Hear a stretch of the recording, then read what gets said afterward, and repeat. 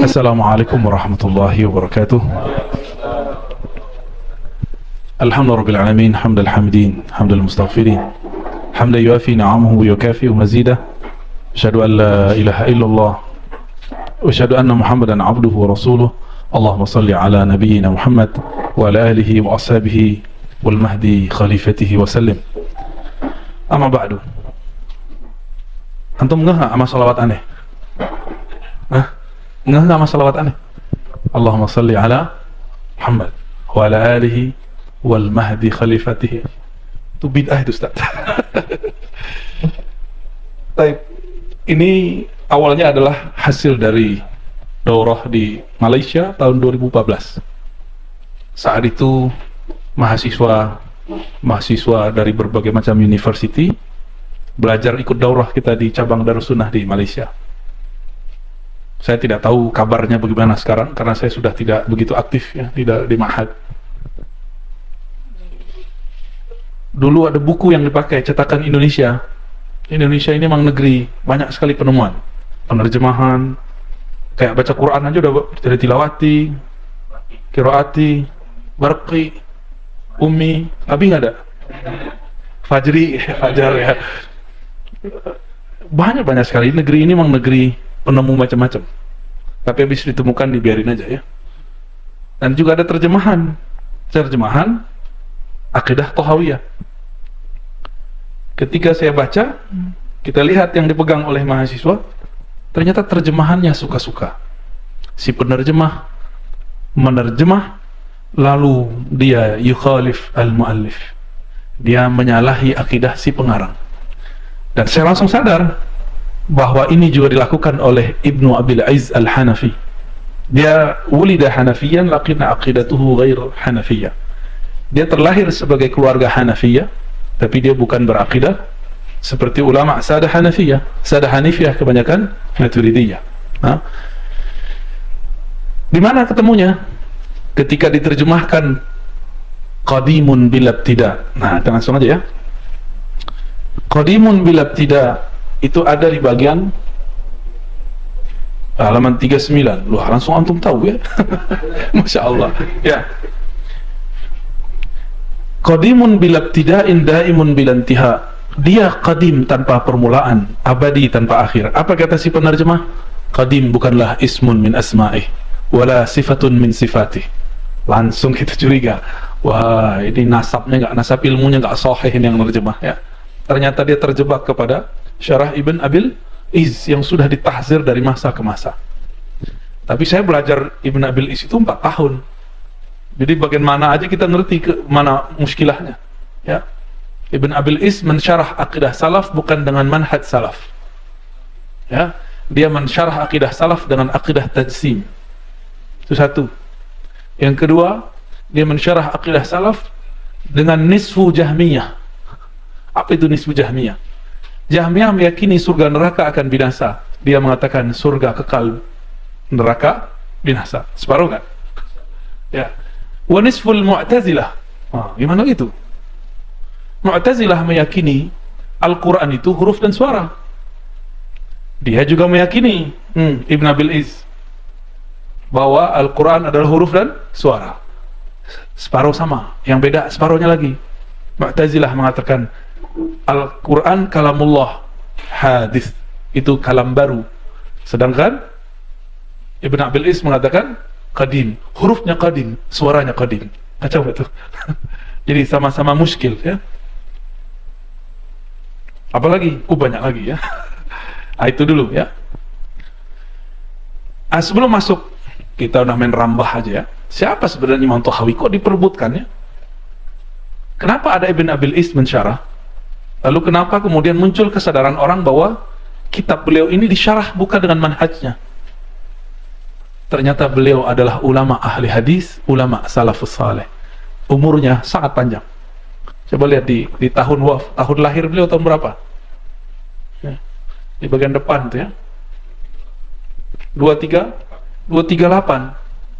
Wafatnya 2321. Hampir sahabat ya. Berarti beliau 20 tahun umurnya di abad keempat, selebihnya 70 tahun di abad ketiga. Berarti beliau salaf. Beliaulah generasi salaf yang masih hidup di zaman khalaf. Begitu juga Al-Imam Abul Hasan Al-Ash'ari. Walam najid riwayatan annahuma altaqaya. Ya, kita nggak dapat riwayat mereka berdua bertemu. Tapi akidah mereka sama. Sama persis, nggak beda, cuma ibarat-ibaratnya yang berbeda. Karena beliau ini imam ahli hadis dan beliau punya kitab-kitab yang berkaitan dengan ahli hadis, maka ulama-ulama belakangan penasaran apa akidah beliau ini. Ada setelah beliau ahli hadis juga namanya Ibnu Abi Zaid, ya, itu di Maroko. Di salah satu manuskripnya ditulis Allah istawa 'alal 'arsy bidzatihi. Wah, kena di situ. Istawa di atas aras dengan zatnya.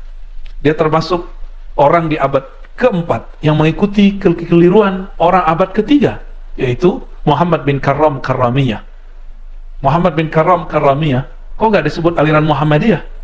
Begitulah ahli sejarah kalau mencari istilah. Muhammad bin Karram jangan disebut aliran Muhammadiyah, sebut saja aliran Karramiyah. Dia wafat tahun berapa? 255. Sama dengan Ad-Darimi yang senior, tapi ada Ad-Darimi yang junior. Dia tidak mengaku mengambil ilmunya dari Ibn Karram, tapi akidahnya persis sama. Bedanya apa?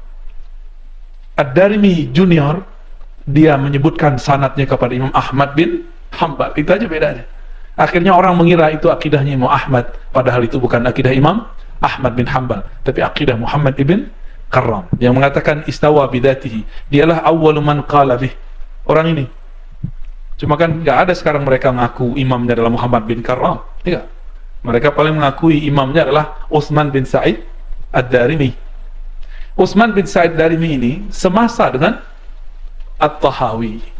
Cuma lebih panjang aja, lebih muda. Tahawi. Beliau itu lahir di awal tahun 201 atau 200. Si Darimi yang junior. Ya. Sedangkan ini 20 tahunan setelah itu. Jadi kenapa beliau ini menarik? Li'annahu minal muhaddithin. Satu. Yang kedua, li'annahu minas salafis salih. Dua. Itu yang paling penting. Jadi kalau kita mau konfirmasi akidah salaf itu apa? Baca aja akidah Imam Tahawi, ya. Sekarang para asatisin makan Allah katanya dibawa kemana aja ikut, ya. Ntar saya bawa ke alam Jabarut, nanti gimana kau balik-balik. Yang paling penting nanti di halaman 34 saya sebutkan sanad. Ini sanad aja, ya. Sanad riwayatnya. Di situ ada sanad kepada Syekh Abdul Mun'im bin Abdul Aziz Al-Ghumari dari Zakaria dan Syekh Zakaria, ya, dan Syekh Ahmad Marwazi. Ini Ahmad Marwazi inilah yang berkesan bagi saya, orang biasa. Orang nggak tahu kalau beliau kiai. Dulu tuh nggak tahu. Orang taunya beliau ini tukang hembus air, ya. Taunya orang beliau ini ahli wirid. Ternyata murid dari Syekh Yasin Al-Fadani, ya. Dulu untuk minta waktunya ngaji susah. Saya setahun minta, Pak Kiai, tolong izinkan saya mau dengarkan riwayat-riwayat hadis dari Pak Kiai. Oh nanti. Alhamdulillah Allah ijabah, setelah setahun kita talaki. Saya bilang, Pak Kiai, tahun depan saya sudah pindah dari Ciputat ke Parung, Depok. Mungkin nggak bisa lagi ngaji seperti dulu. Nah, mohon izin mulazamah setahun. Alhamdulillah mulazamah setahun. Salah satu yang kita riwayatkan dari beliau adalah Aqidah Tahawiyah. Beliau 12 tahun mulazamah kepada Syekh Yasin Al-Fadani, ya. Syekh Ahmad Marwazi, ya, masih hidup, cari di Raudah, Zawiyah Raudah. Orangnya biasa banget, ya, muka-muka Betawi lah, tapi ternyata njitnya dari Palembang juga. Jadi bilang, njit saya di atas tuh ada orang Palembang tuh, katanya gitu, ya. Ya lagi-lagi kita berutang sama orang Palembang. Yang penting jangan dikawinin aja, ya. Terus susah baliknya dah.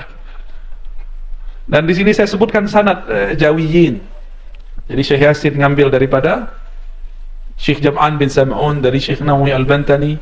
Syekh Bantani mengambil dari Mahmud bin Kinan Al-Falimbani, ya, dari Syekh Abdul Samad Al-Falimbani. Ini dia mudabbat sini dengan Muhammad Aqib bin Hasanuddin bin Ja'far Al-Falimbani. Ini belum mudabbat. Dalam tariqat Syekh Muhammad Aqib ngambil dari Syekh Abdul Samad. Tapi dalam riwayat ilmu Syekh Abdul Samad, ya, kebalikan yang tadi, ya. Jadi mereka itu nggak gengsi berguru. Nah, kita kan gengsi. Dulu dia main futsal sama saya. Terus apa urusannya? Futsal kan di kaki. Kalau dia lebih alim dari kita, itu berarti ruhnya, kolbunya, akalnya dari sempurna dari kita.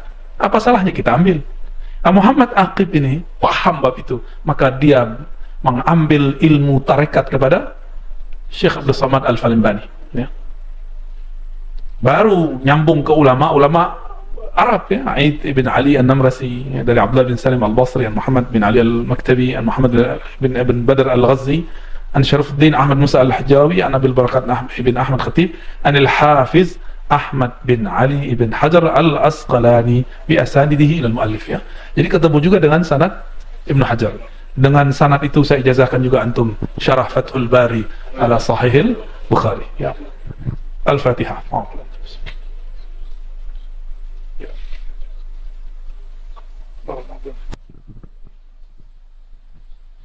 Apalagi yang menarik dari kitab ini? Ternyata beberapa kelompok ekstrim yang mengaku dirinya bersanad ke Imam Ahmad bin Hanbal, tapi tidak ada sanadnya. Saya lah buatin sanad mereka di disertasi saya itu. Jadi disertasi saya itu sebenarnya kalau pakai bahasa Arab, Aqidatul Mudda'i ila Ahlil Hadis. Kalau ditulis, tapi bahasa Indonesianya agak keren-kerenan dikit, ya. Teologi Muslim Puritan. Karena judulnya kalau di UIN tuh nggak boleh judul-judul jadul, ya. Judulnya harus sedikit melangit membumi, harus ada gaya baratnya dikit, harus ada gaya Arabnya dikit, ya. Teologi itu kan gaya barat, kalau bagi kita kan akidah, ya. Muslim Arab kan Puritan, nah Puritannya ala barat gitu, ya. Judul kecilnya teologi salafi, gitu isinya, dan sanadnya. Jadi saya tulis sanadnya itu mereka, tapi sanad apa? Sanad fikrah, bukan sanad ijazah. Fikrahnya, disitulah ketahuan di mana terjadi percanggahan dari akidah salafus salih. Pertama tadi saya sebut Darimi, nanti bercanggah lagi di abad ke-5 Ibn Sahuni, bercanggah lagi, itu ada 2 orang tuh, ya, 3 malah, ya. Bahkan sebelum mereka itu adalah Muhammad Ar-Rafa, dialah yang mengusir muhaddits al-ummah Ibnu Hibban, pengarang Sahih Ibnu Hibban. Jadi Ibnu Hibban itu di kitab Al-Majruhin, kitab hadis, ya, kitab ilmu tarajum, ilmu ilal, ilmu jarah, ya, ilmu jarah di situ. Beliau membuka kitabnya dengan menyebutkan Allah Maha Suci dari hudud, dari had. Sedangkan di akidah para mujassim abad ke-3 dan ke-4 mereka menulis Lillahi haddani azimani, Allah punya 2 had yang besar, al-'arsyu was-sama', aras dan langit. Siapa yang ngomong? Utsman bin Sa'id Ad-Darimi. Tuh, dia yang pertama ngomong Allah mahdud. Tapi hadnya ghair ma'lumun lana. Kata siapa? Darimi junior ini. Allah punya had tapi hadnya kita nggak tahu. Itu maksudnya apa itu? Terus ngapain ente ngomong Allah berhad, ya kan? Allah terbatas, tapi batasnya kita tidak tahu. Maksudnya apa ngomong begitu tuh? Itu akibat mengharamkan ilmu mantik. Ya. Masa menisbatkan batas kepada Allah yang tidak terbatas? Ya, dan dia mengatakan batas Allah adalah arash. Bagi kita, arash itu hak, istiwa itu hak, tapi bukan batas. Qul maqal. Apa kata Allah sumastawa ala arsh? Kita katakan istawa ala arsh. Dan manhaj saya, akidah saya, tidak mentakwil istawa. Istawa aja udah selesai. Wala nazid wala nankus. Kita enggak tambahkan bizatihi, kita tidak kurangi. Itu akidahnya. Akidah salaf bukan tuh? Salaf itu. Cuma kan mereka ngaku lebih salaf dari kita, padahal mereka berbuat bid'ah, ada tambahan bizatihi. Itu asyaddul bid'ah fi usulil aqidah. Tambahan kata bizati nggak pernah ada di kitab suci manapun, ya, kecuali kitab suci mereka, ya. Kitab suci kita nggak ada. Antum yang pernah belajar di Mesir misalnya pasti pernah mendengar Al-Ghumari, ya. Sidi Ahmad paling tua punya adik Sidi Abdullah, punya adik lagi Sidi Abdul Aziz. Sidi Abdullah malahu walad, ya, nggak punya anak. Maka Sidi Abdul Aziz serahkan anaknya nih, didik anak saya nih, namanya Syekh Abdul Mun'aim, ya. Kita alhamdulillah 2 kali ijazahan dengan beliau, ya. Datang ke Indonesia juga. Beliau tinggal di Tanja. Ini kaitannya dengan Kiai Marwazi tadi. Jadi Kiai Marwazi ini luar masyhur kan tadinya sama orang, Orang taunya beliau ahli hembus-hembus. Adalah Gus Nafis namanya, yang mendirikan Zawiyah Raudhah. Dia datang ke Tonja. Begitu himmahnya tinggi ini. Seperti Imam Bukhari dulu datang ke Mekah mau ketemu murid Imam Syafi'i, Imam Humaidi. Datang beliau, alhamdulillah rezeki beliau ada, ya beliau datang ke Tonja, Maroko. Tonja, Jakarta, jauh banget ya. Sono barat, ini kita udah di timur. Apa kata beliau? Abah saya dulu punya murid, namanya Ahmad Marwazi di Jakarta. Ente cari katanya. Dia kaget, masa sih? Dibayangin ada pesantren besar. Dicari-carilah siapa ini Pak Kiai Ahmad Marwazi ini. Dan dia kaget cari-cari depan rumah, ternyata beliau jualan geprek ayam. Dulu apa aja beliau buat, sampai bisa ngerakit komputer, padahal nggak pernah kuliah. Jadi dulu pernah buat rental game. Jadi orang nggak tahu kalau beliau ini benar-benar seorang ulama. Dikira ini pakar perakit komputer, bisa buat game lagi. Ketika dia lihat, itu saya nggak bisa bayangin itu. Gus Nafis mau nangis, mau apa tuh ngeliat ya. Orang ulama punya sanad banyak, dan sangat berkelas sanadnya, ternyata usahanya jualan geprek ayam. Ya. Saya nggak bisa tuh bayangkan gimana dia ketemu tuh. Kiai, orang banyak sanad, usahanya sederhana, dan dia tetap nyamar. Dia nggak bilang, gue loh murid Syekh Yasin. Gak ada ngomong gitu. Gue loh murid Said Muhammad. Gak ada ngomong gitu. Dia jalan aja hidupnya, seperti orang biasa. Namun, ilmu itu kan harum. Mau ditutup gimana juga harumnya, semerbak. Dan semerbaknya tercium juga oleh ahlinya. Alhamdulillahirabbil alamin. Antum kecipratan lah ya. Dan sanadnya tadi kita udah baca. Dari beliau orang Betawi keturunan Palembang, sanadnya kembali lagi ke Palembang. Siapa sanadnya tadi? Syekh Yasin ngambil dari Sam'un. Ya, Sam'un ngambil dari orang Palembang, Mahmud bin Kinan Al-Falimbani. Ya. Jadi saya ini suul adab nih kalau nggak ngajar di sini nih ya. Lalu apa yang menarik lagi? Mereka tidak mengakui Imam Abu Hanifah. Jadi dalam beberapa buku-buku mereka tidak masukkan Abu Hanifah ke akidah salaf. Karena Abu Hanifah disebut Ahlur Ra'yi.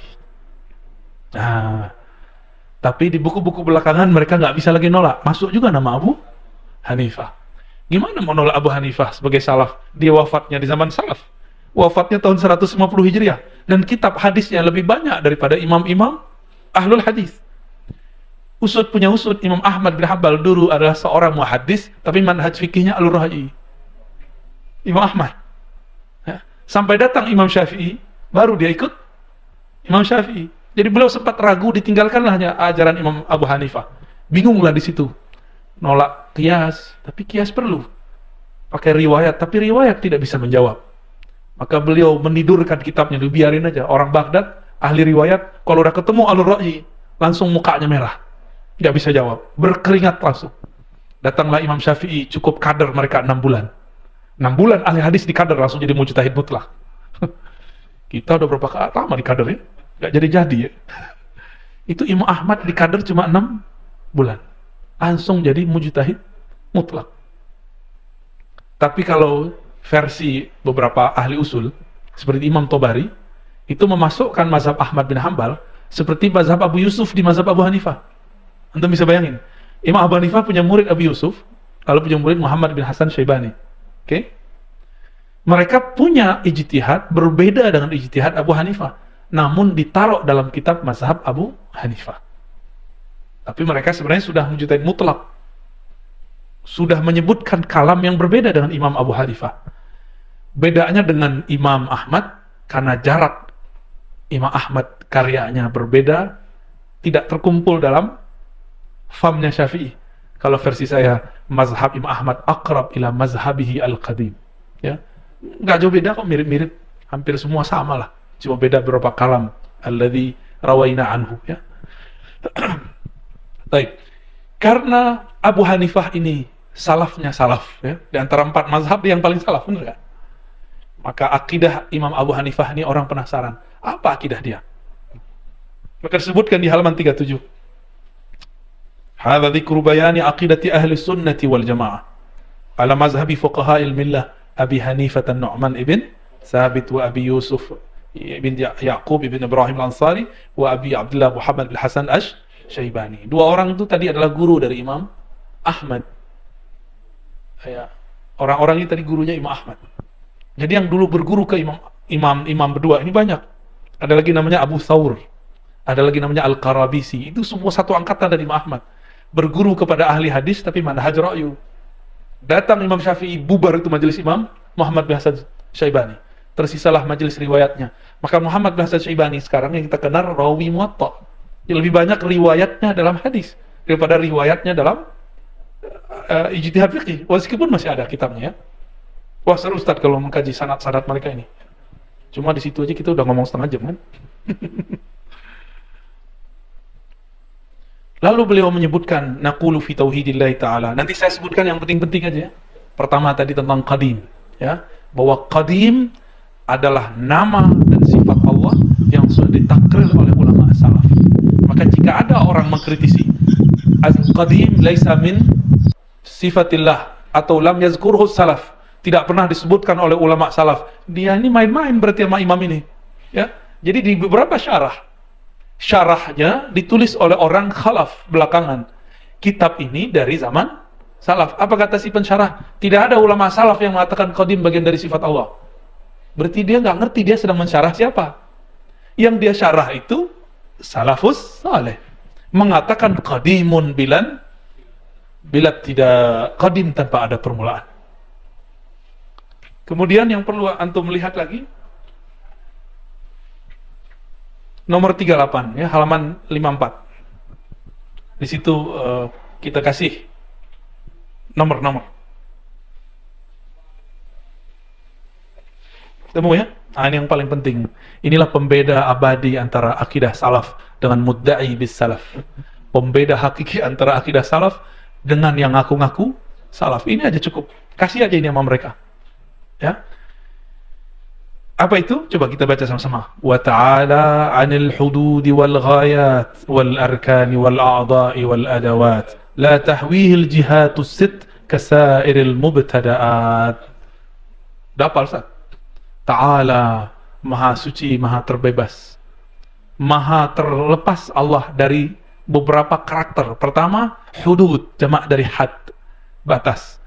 Berarti ini membatalkan kalam Utsman ibn Sa'id ad-Darimi yang menisbatkan akidah dia kepada salaf. Ya, jadi ini sebenarnya rad kepada Utsman bin Sa'id ad-Darimi. Dan di situ kita tahu Darimi tidak ikut Imam Ahmad bin Hanbal, tapi yang diikuti adalah Muhammad bin Karramiyah, ya, Mujassimah. Terus ghayat, apa arti ghayat? Ujung. Kalau ada batas, ada ujung. Sedangkan mereka meyakini Allah punya ghayat, punya ujung, punya tujuan. Ya, Allah maha suci dari itu. Wal arkan wal a'dha wal adawat. Ya, apa arti arkan? Anggota-anggota, a'dha, ya, perangkat-perangkat, al adawat, ya, dan semua ya, bagian-bagian alat-alat. Ya. Jadi boleh juga dikatakan anggota badan besar ataupun kecil dan perangkat-perangkat. Maka kalau disebut yadullah fawqa aydihim, kita tidak boleh membayangkan tangan. Kenapa? Ada hadis Imam Muslim, wa kullu yadihi yamin, setiap tangannya kanan. Kalau yamin artinya hakiki, maka Allah itu buntung kirinya, kan begitu? Karena semua tangannya kanan. Kalau antum memahami hadis-hadis ini dan ayat-ayat itu secara hakiki, maka bisa berbahaya. Hakikinya bukan hakiki secara lughah, tapi hakiki indallah hanya Allah yang tahu. Jadi kita mengatakan yaduhu hakikiyun indahu la indana, itu baru sahih. Hakiki tapi menurut dia, bukan hakiki menurut kita. Bisa bedain ya, laisa hakiki fil lughah. Fil lughah yadun, ini dia. Fil lughah yamin, ini dia. Yamin kanan, berarti kalau semua tangannya adalah kanan, kirinya nggak ada buntung dong. Bahaya nggak tuh? Kok bayang membayangkan Allah bagian dari akidah yang dolalah, akidah yang sesat. Bolehlah kita sebut kata sesat ya, karena laisa kamislihi syai'. Ini bahaya nih Ustaz. Mereka sudah mulai ngomong begitu ya. Mereka mengajarkan Allah punya tangan, tangannya hakiki dan semua tangannya kanan. Ya salam. Kebayang nggak sama orang awam nanti? Orang awam akan membayang-bayangkan macam-macam. Nah, kita nggak boleh begitu ya. Terus la tahwihil jihatus sit. Nah, dia paling penting. Saya paling demen yang bagian ini nih ya. Tidaklah meliputinya apa? 6 arah. Jangankan 1 ya, 6, buang semua. Mereka mengharamkan mantik, benar nggak? Logika, tapi mereka bermantik. Tapi mantiknya bukan mantik ahlul aql, mantiknya ahlul tajsim. Apa kata mereka? Jika ente bilang Allah berwujud tanpa arah, berarti ente mengatakan Allah tiada. Karena segala sesuatu mesti ada di suatu arah. Itu kan kalam ahli mantik. Ya? Dan itu kalam ulama-ulama, ahli ilmuwan yang mereka mengerti fisika. Coba bayangkan rumah, tapi tidak di bumi, tidak di langit, tidak di surga, tidak di neraka, tidak di aras, tidak di mana-mana. Bisa nggak? Kan nggak bisa. Jadi mereka membayangkan, kalau engkau meyakini ada Allah, tidak bertempat, berarti engkau meyakini Allah tidak ada. Nah, ini mantik bukan? Mantik. Makan tuh mantikmu ya. Katanya haram bermantik. Katanya Ar-Razi ini penjual filsafat. Jadi cara mereka membunuh karakter kita, itu mereka sebutlah kita pengajar filsafat. Dia nggak update. Saya ini pengajar, dosen S3 di Institut Ilmu Al-Quran, ngajar tafsir, ngajar mengkritisi orientalis yang membaca Al-Quran. Kita ajarkan mahasiswa cara mengkritisi orientalis. Wah, katanya dosen filsafat. Itu dulu saya dosen filsafat emang, tapi lebih banyak kepada dosen akidah. Filsafat itu saya di S2 yang di Usuluddin dulu saya mengajarkan qira'atu kutub al-falasifah, membaca kitab-kitab para filosof. Kita ajaklah mahasiswa-mahasiswa yang katanya pintar bicara dan debat itu, ayo kita baca kitab Ibnu Sina. Ngerti nggak ente? Gitu. Jangan main sok-sok debat aja. Ternyata baca juga nggak semua paham. Tapi kalau diskusi kayaknya semua orang mau dilahap sama dia ya. Kita praktek aja bagi kitab Syifa, bab ilahiyat tentang ketuhanan, ya pingsan-pingsan setengah mereka itu. Tapi itu cuma sampai tahun 2017, 2019 ya. Saya habis itu sudah pindah ke pasca sarjana IKI. Kita kasih tahu ya, bagi yang tidak update. Saya ini pengajar di Institut Ilmu Al-Quran dan pengajar di institut yang lain, yaitu Darus Sunnah, khusus S1 pengajar hadis. Tapi sekarang saya lagi rehat ya.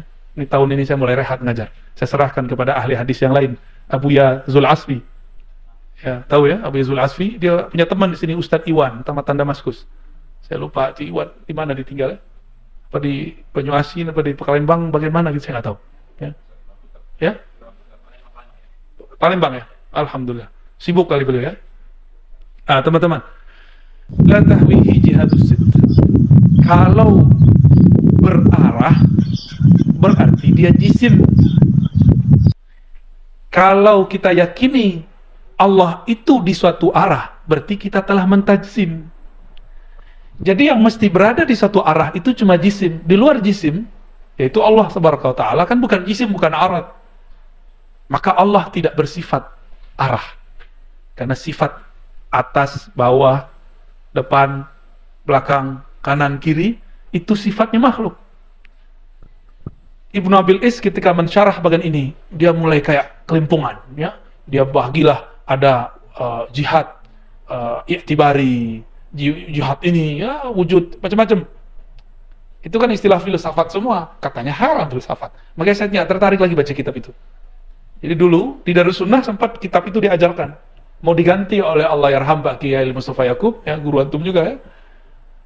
Tapi beliau keburu wafat. Akhirnya kitab itu diserahkan kepada saya untuk diajarkan.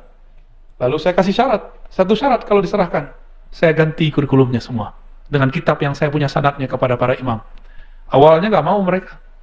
Oh ini kan kitab warisan Pak Kiai. Lah Pak Kiai nyuruh ganti kok. Oh saya nggak dengar ya sudah. Kan saya yang jadi musyrif waktu itu, asisten dosennya waktu itu. Cuma mereka nggak percaya, sudah 4 tahun, 5 tahun. Saya kemudian fokus cuma mengajarkan kitab Kutubus Sittah, kitab hadis. Tapi setelah kemudian tidak ada lagi yang bisa menjelaskan ini dengan ala ahli akidah, mereka bisa jelasin, tapi bukan ala ahli akidah. Dibalikin lagi kitabnya ke kita ya. Terus ente mau ganti kitabnya terserah. Barulah ya, saya mengajar kitab akidah kembali. Jadi saya ngajar kitab akidah, ngajar kitab hadis lebih lama daripada ngajar filsafat. Ngajar filsafat sebentar doang, selebihnya akidah. Ya. Ngajar filsafat paling cuma 2 tahun, karena saya ngajar di pasca Usuluddin itu sekitar ya setahun pada 2 tahun lah. Selebihnya saya ngajar akidah Ahlus Sunnah, kitab Ahlus Sunnah, fikih Ahlus Sunnah, hadis Ahlus Sunnah, tasawuf Ahlus Sunnah. Nggak ada kita ngajar akidah falasifah, kan nggak ada. Itu cara mereka bunuh karakter. Ya. Mereka kemudian salah terjemah, diterjemahkanlah ilmu kalam dengan filsafat.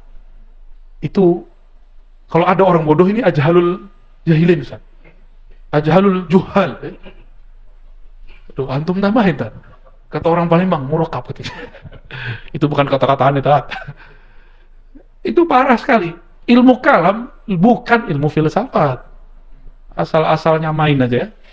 Jadi mereka bilang, Ar-Razi ini kalau hidup di zaman Imam Syafi'i akan dipukul, diseret. Kenapa? Dia ahli filsafat. Lah, di teks itu ahli kalam. Ahli kalam yang disebut Imam Syafi'i pun berbeda dengan ahli kalam yang saya ajarkan. Ahli kalam di abad kedua itu adalah kelompok Qadariyah Mu'tazilah. Ingkar kepada rukun yang keenam. Tapi ahlu kalam yang saya sebut itu ahli kalamnya Imam Tahawi, Imam Ash'ari, Imam Maturidi, Imam Baihaqi, Imam Ibn Hibban, Imam Baqillani, imam-imam semua itu. Ya. Ada nggak murid Ibnu Taimiyah yang Ash'ari? Ada. Ibnu Katsir. Jadi dia tidak berubah akidahnya meskipun dia berguru ke Ibnu Taimiyah. Maka muridnya Ibnu Taimiyah namanya Ibnu Qayyim punya anak namanya Ibrahim, nggak percaya dia ini seorang Ash'ari ya. Man saddaqaka bi annaka Ash'ari wa anta tilmizu Ibnu Taimiyah katanya. Bisa begitu dia marah-marah ya.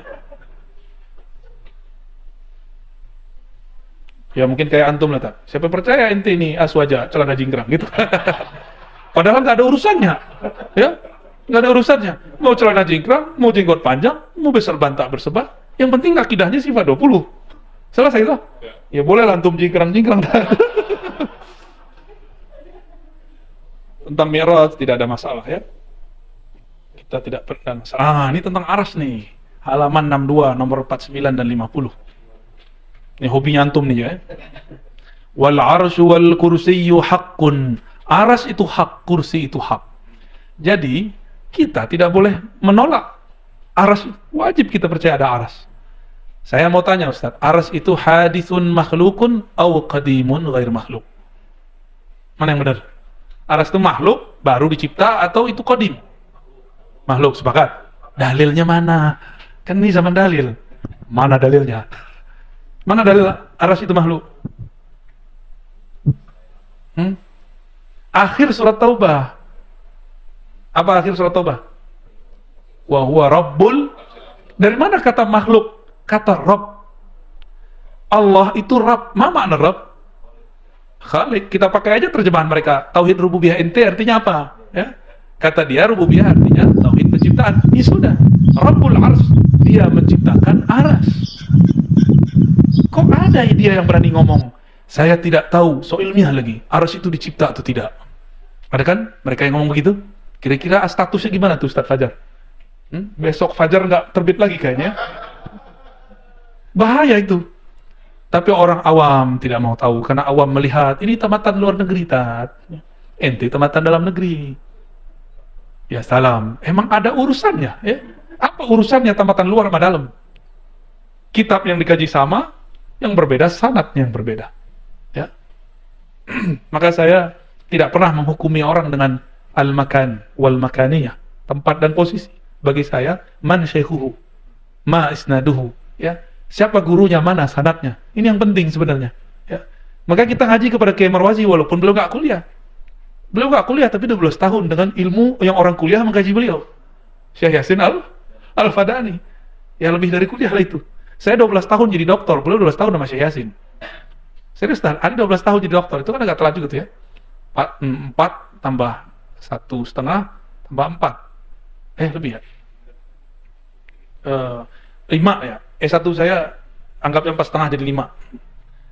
S3 saya 4,5 tahun juga. Genap jadi 10 lah. S2 walaupun setahun tapi wisudanya nunggu. Jadi 2 tahun. 12 tahun jadi dokter. Beliau murid Syekh Yasin, khidmah kepada Syekh Yasin 12 tahun. Ya lebih berkah beliau lah daripada kita. Ya. Kita ini sok berkah ya. Wal arsyu wal kursi haq. Jadi wajib percaya ada aras, wajib percaya ada kursi. Tapi mereka mengatakan kursi itu tempat kakinya Allah.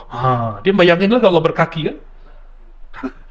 Cukup katakan qadam, la taqulur rijl. Ya. Allah menyebutkan qadam. Jangan ketambahkan rijil. Ya. Bisa bedain ya? Itu baru salaf, jadi nggak nama-nambahin. Kalau nama-nambahin, ya ada tambahnya, salafi. Ada mantan nih. Yang di depan antum kan mantan-mantan dikit lah ya. Tapi yang di depan saya yang mantan banyak ya.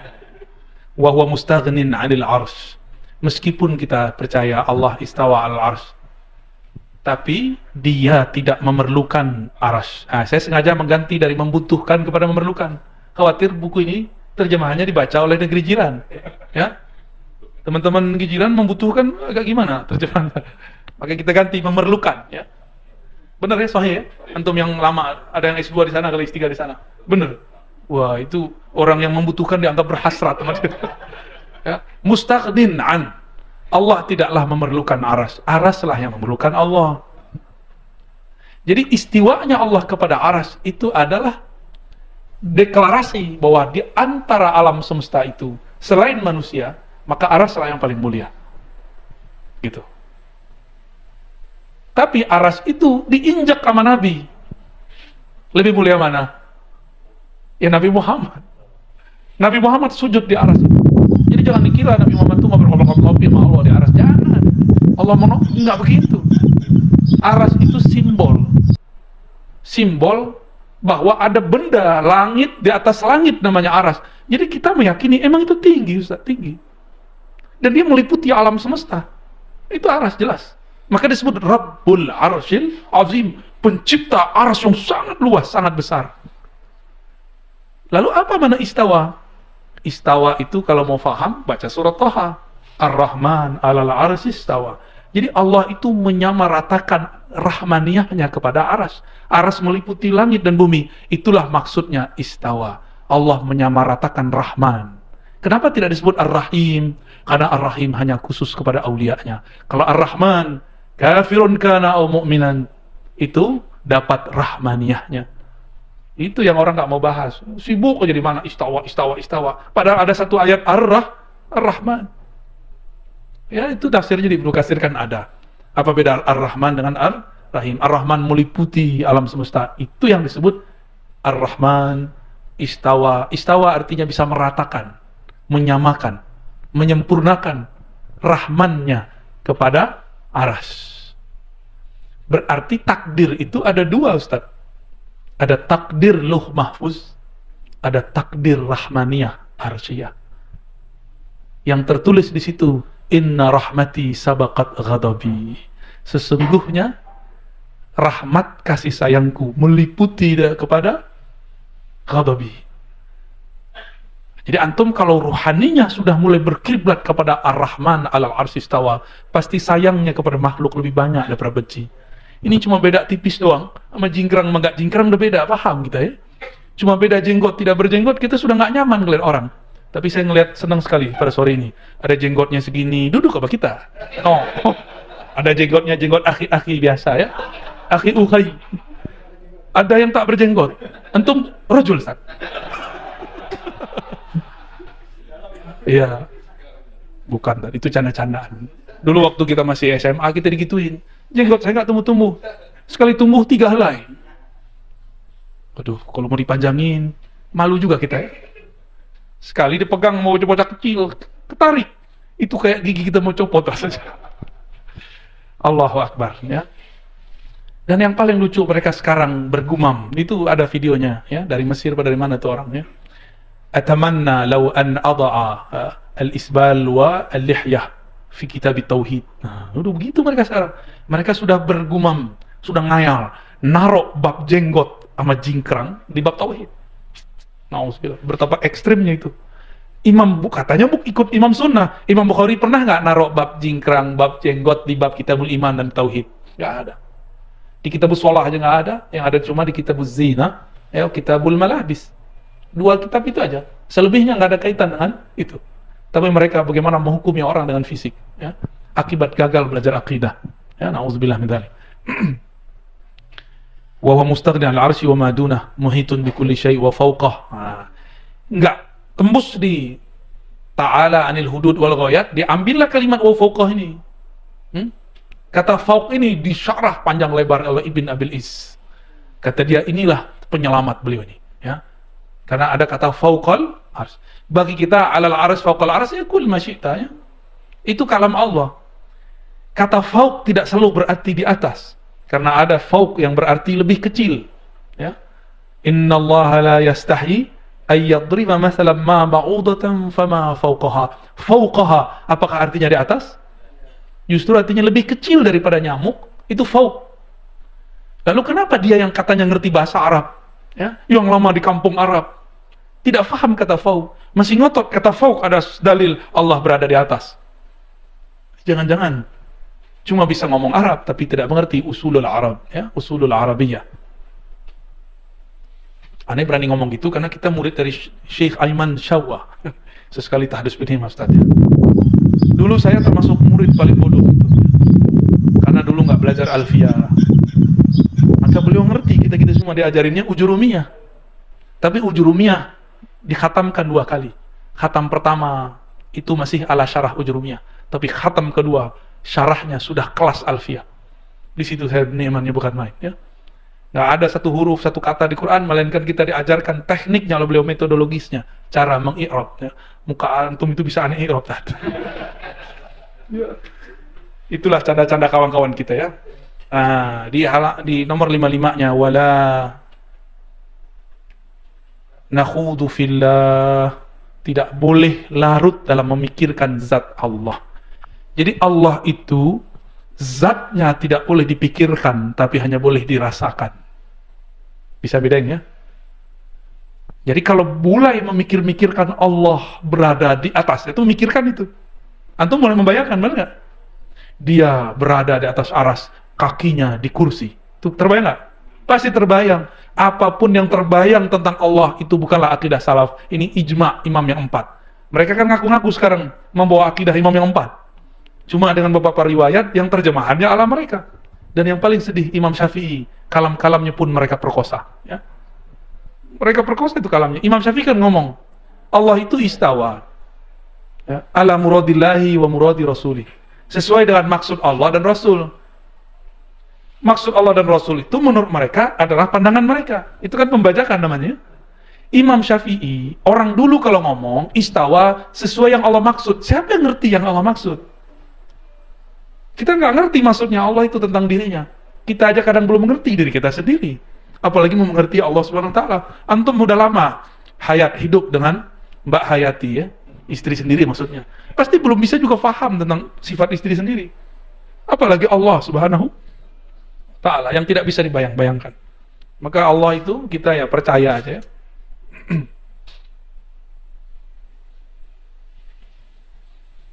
Terus ada yang penting lagi, Ustaz, ya. 62, al-iman wal iqrar bil lisan wa tasdiq bil janan. Nah, ini sama dengan Imam Asy'ari. Iman itu ikrar dengan lisan, tasdiq bil janan. Dibagi 2 nih. Ikrar bil lisan furu', tasdiq bil janan usul. Ditambah lagi oleh Imam Asy'ari, al-amal bil arkan, itu juga usul, yang apa, furu'. Berarti usulnya cuma 1, tasdik. Berarti kita boleh berbeda dalam ibarat, berbeda dalam amalan, yang penting tasdiknya sama. Cuma sekarang akan muncul, Ustadz, ke depan akan tambah banyak. Para ustadznya juga akan tambah banyak. Semoga yang di depan saya tidak begitu. Sama akidah, sama-sama akidah sifat 20. Cuma karena berbeda urusan politik, langsung dianggap berbeda manhaj. Ya. Bahkan ada yang ngirim, katanya cinta sama saya, ya, surat cinta kepada Buya Ar-Razi. Kalau ente cinta, ente ikut Imam Syafi'i. Apa kata Imam Syafi'i? Kalau ngasih nasihat, jangan lewat orang, itu namanya riya, ya. Cari-cari muka namanya itu. Kalau mau nasihatin orang, kata Imam Syafi'i, nasihatin 4 mata. Ini kan enggak, ya, tapi saya enggak merasa tersinggung juga, ya. Niatnya enggak tulus soalnya. Ngakunya dulu pernah salafi. Ternyata dalamnya ikhwan muslimin. Kita kan enggak anti juga ikhwan muslimin. Kalau dia ikhwan musliminnya Hasan Al-Banna. Tapi kalau musliminnya Said Qutb, saya kritik. Karena guru-guru antum di Al-Azhar mengkritik Said Qutb. Benar nggak? Pertama, dia sanadnya nggak nyambung kepada Asy-Syahid Al-Hasan Al-Banna. Yang kedua, akidahnya terkena akidah takfiriyah. Ya, itu jelas. Mungkin antum nggak suka dengan sosok ini, Syekh Usamah Sayyid Al-Azhari. Tapi beliaulah muhaddis hadis zaman.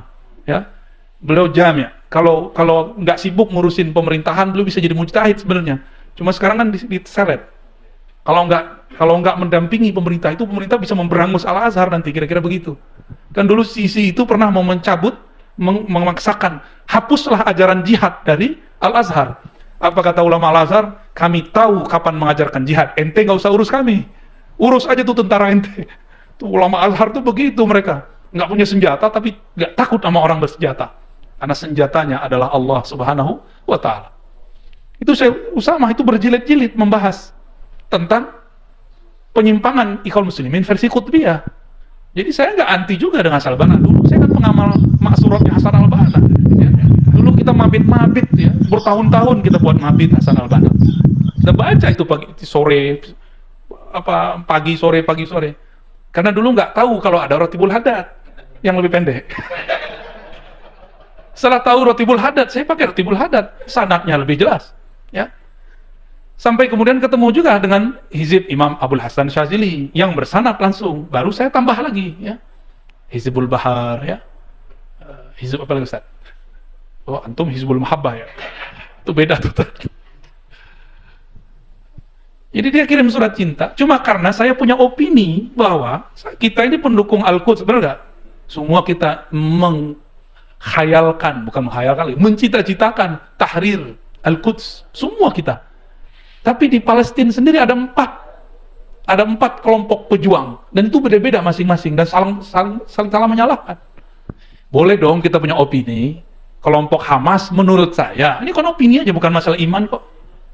Ini bukan masalah kedewasaan nggak dewasa, ya. Tinggian sekolah situ apa sini kan gitu.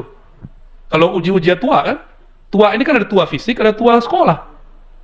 Cuma kita kan nggak mau ngomong gitu, Ustaz, walaupun udah keceplosan. Cuma dia kan merasa senioritas, ya. Saya nggak tertarik untuk menanggapinya, ya. Cuma karena banyak juga yang nanya dan mereka minta tolong dong tanggapi Ustaz. Kita tambah sedikit sore ini, ya. Perbedaan opini politik tidak berpengaruh kepada tasdik bil qalb, nggak ngaruh. Maka bagi saya nggak masalah sama dia. Dia mau seneng sama kelompok apa, yang penting tasdik dia nggak berubah. Nggak ada masalah sama kita, dia aja yang masalahin. Semenjak kapan, ya, perbedaan politik itu membuat orang berbeda secara akidah. Jadi waktu di Pekanbaru, saya ditanya lagi makan gitu sama seseorang, Ustadz, ente dicurigai pro Jokowi. Lah saya kan nyoblosnya Prabowo, ya. Tapi masalahnya Prabowo-nya udah ikut Jokowi. Itu muskil dalam pikiran kita. Terus saya tanya, Ustadz ini diragukan aswajanya karena Ustadz dicurigai. Ya udah saya tanya balik, Pak, di kitab mana ada penjelasan bahwa aswaja antum rusak cuma karena berbeda, satu projo, satu probo? Di kitab mana? Tunjukin. Dia mikir-mikir gak ada juga. Ya, sembari canda-canda kita karena sarapan pagi kan, ketawanya kayak antum barusan. Kan asik, Ustaz. Kalau ustadz ini bicara politik bisa senyum, ya, bisa ketawa. Tapi mereka nggak bisa ketawa. Jadi tolong nanti 2023, 2024 kalau antum nih beda politik, tetap kalau ngaji akidahnya bareng lah, ya. Jangan tahzir-mentahzir lah, ya. Sepakat ya? Kan nggak ada urusan tuh sama bab akidah. Ya, dan yang paling penting nomor 71, ini pesan. Nomor 71, ini penutup besar. Wala naral khuruja ala immatina wa wulati umurina wa in jaru wala nad'u alaihim wala nanzi'u yadan min ta'atihim. Pasti antum nggak seneng ini, ya. Kalau nggak paham usulul akidah nggak akan mau mengamalkan ini. Berarti jangan-jangan yang ngaku aswaja sekarang sudah keluar dari manhaj ahlus sunnah. Apa kata beliau? Coba kita baca. Waranarul khuruj ala immatina wa wulati umurina. Kami meyakini tidak boleh keluar atau memberontak terhadap para pemimpin kita, pemimpin politik, maksudnya pemimpin negara. Wa in jaru, meskipun diopinikan, diisukan mereka zalim. Ustadz, antum vaksin yang ada di Palembang bayar gak? Ya, tapi nggak mau vaksin kan? Ustadz, oh, banyak ustadz nggak mau vaksin soalnya. Ini serba salah. Bayar dibilang zalim, digratiskan dibilang konspirasi. Ente maunya apa sih? Nggak mau vaksin, nggak usah ngomong apa-apa, diem aja gitu, ya. Jangan ikut hal-hal yang belum jelas. Ya, jangan ikut hal-hal yang sifatnya baru opini. Apalagi ini persoalan darurat. Ini kan darurat ini, pandemi ini, ya. Selamat Ustadz. Selamat bingung. Wa in jaru, meskipun mereka telah zolim. Ini zolim hakiki. Kalau sekarang zolim itu kan opini bagi anti Jokowi. Kalau yang pro Jokowi, antum lihat aja buzzer-buzzernya. Jokowi kalau perlu 3 periode, ya kan? Itu berarti mereka menganggap Jokowi itu adil. Cuma bagi pembenci Jokowi dianggap tidak adil. Saya tidak terlalu mengerti politik mereka ini standarnya apa. Cuma kalau kita lihat, adil itu opini atau hakiki. Hakiki. Yang sudah lama tinggal di luar negeri, faham. Negara kita ini paling santai. Siapapun presidennya. Ya, siapapun presidennya. Dan sekarang itu justru lebih santai daripada zaman Soeharto. Tapi dibalik kan sekarang. Ya, ala kulihal, ini teks, antum gak usah dengerin aneh deh ya. Dengerin ini aja nih. Tidak boleh berontak, oke? Jadi jangan bilang, mari kita berontak. Nah, berarti keluar dari akidah Ahlus Sunnah. Apalagi berikutnya, wala nad'u alaihim. Ini kata-kata penting sekali. 2016, 17, 18, 19. Banyak yang keluar dari Ahlus Sunnah meskipun belajar sifat 20. Ya. Saya nggak nyoblos Jokowi, Ustaz, tapi ketika dia sudah diangkat, saya doakan. Doanya umum, nggak nyebut nama dia. Saya cuma mengatakan, Allahumma yassir umur man tawalla ala umuri biladina. Gitu aja. Karena dulu waktu sebelum dia mimpin, siapa? SBY, saya doanya juga begitu. Sebelum SBY mimpin, siapa dulu? Megawati, saya doa begitu juga. Ya Allah, bantulah urusan orang yang mengurusi negeri ini. Jadi saya nggak ada urusan mau siapapun pemimpinnya. Ya, urusan kita. Wala nad'u alaihim. Nad'u alaihim berarti mendoakan keburukan, laknat. Ada yang ngaku aswaja terus bilang laknatullah, mati ente Jokowi. Ya jangan gitu dong. Kalau kita nggak suka Jokowi, kritik aja baik-baik. Ya, saya juga beberapa nggak sepakat dengan keputusan beliau. Tapi kan saya bukan politisi, Tad. Antum juga bukan politisi kan? Antum poligami. Kalau kita ini, kita kan sekarang punya hak sebenarnya, kita sampaikan ke wakil rakyat. Ya, ada mekanismenya, sampaikan lewat mereka. Kecuali antum di Saudi nggak ada DPR, ya. Makanya kelompok sebelah mengharamkan berpartai, mengharamkan nyoblos, mengharamkan demo. Kenapa? Karena di sono nggak ada semua itu. Ya, fatwa itu diimpor sama dia dari negeri padang pasir itu, ya. Allahumma sholli ala Muhammad.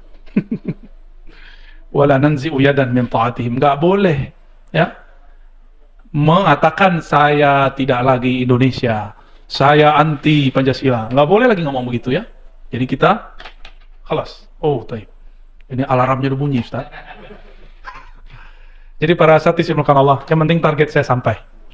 Mungkin ke depan antum bisa jadi lupa, tapi saya berharap antum tidak lupa yang nomor terakhir yang kita baca itu, ya.